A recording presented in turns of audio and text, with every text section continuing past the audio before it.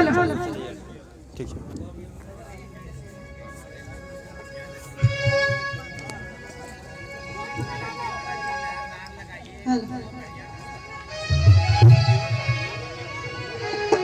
एक बार आप लोग जयकारा लगा दीजिए।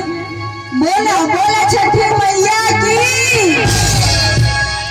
धन्यवाद। बहुत बढ़िया, बहुत सुंदर।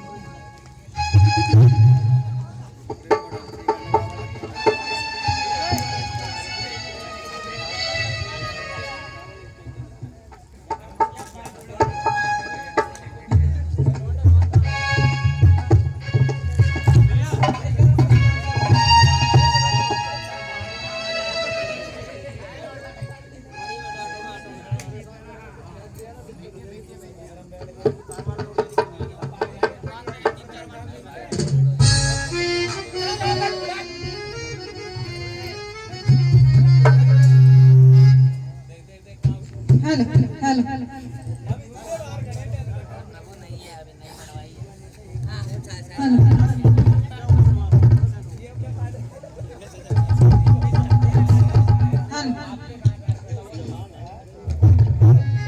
गौरी बरतिया तोहारा छठी मैया,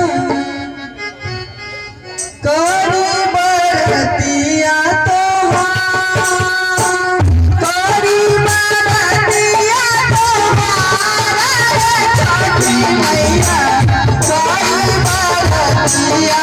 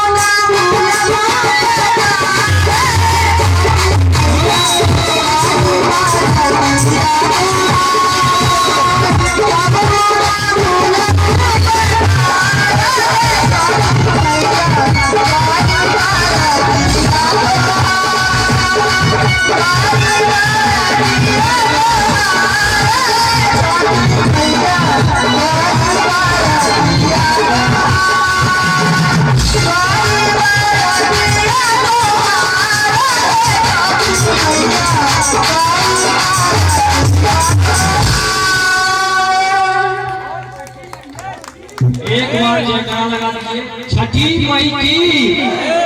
क्या हो भैया, भोजपुरी चली, ताली तो दीजिए। जो भी है हम देंगे तो हमें अच्छा लगेगा।